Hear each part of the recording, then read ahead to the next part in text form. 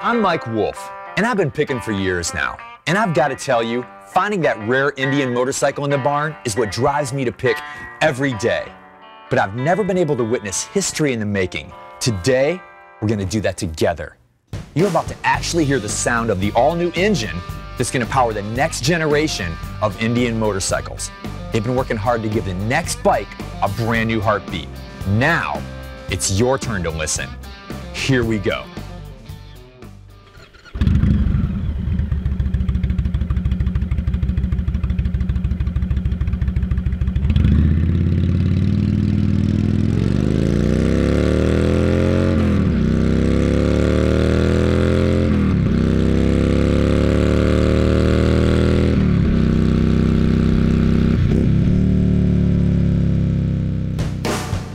How cool is that?